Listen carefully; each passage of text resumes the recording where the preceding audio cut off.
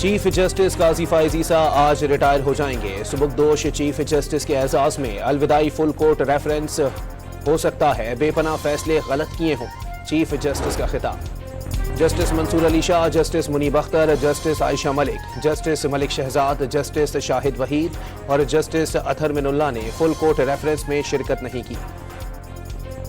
Justice قاضی فائز عیسیٰ ملنسار شخصیت ہیں، ان کے ساتھ چھیڑ چھاڑ کرنا مہنگا پڑتا ہے، اس کا تجربہ ہوا جو خوشگوار نہیں تھا۔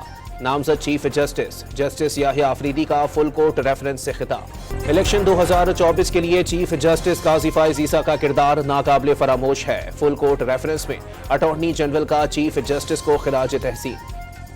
چیف جسٹس قاضی فائز عیسیٰ نے بھٹو کیس میں تاریخی غلطی درست کر کے عدلیہ کے وقار میں اضافہ کیا۔ فاروق ایچ نائک کا فل کورٹ ریفرنس سے خطاب۔ پاکستان اور سپریم کورٹ بار کا چیف جسٹس کے اعزاز میں الوداعی عشائیہ۔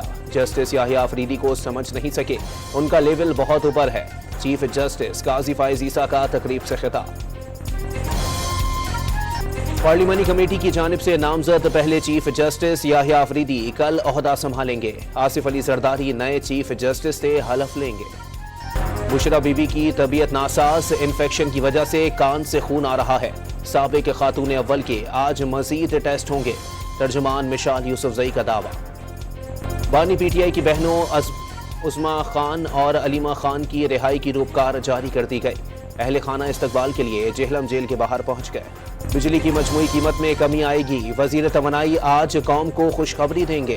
وزیر اطلاعات عطا تارڑ کا قومی اسمبلی میں اظہار خیال۔ پاکستان نے آئی ایم ایف سے $1 ارب فنڈنگ کی باضابطہ درخواست کر دی۔ معاشی دباؤ سے نکلنے کے لیے تقریباً $1 ارب کی معاونت درکار ہے، وزیر خزانہ کی غیر ملکی ایجنسی سے گفتگو۔ پاکستان اسٹاک مارکیٹ میں نیا ریکارڈ قائم، کاروبار کے دوران 1100 سے زائد پوائنٹس اضافے سے 100 انڈیکس 90,000 کی ریکارڈ سطح عبور کر گیا۔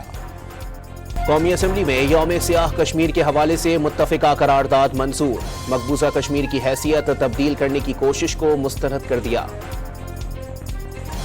وزیر خارجہ اسحاق ڈار کا جنوبی افریقہ کی وزیر بین الاقوامی امور سے تجارت اور سرمایہ کاری میں فروغ پر تبادلہ خیال۔ نائب وزیر اعظم نے دونوں ممالک کے درمیان مختلف شعبوں میں تعاون کو سراہا۔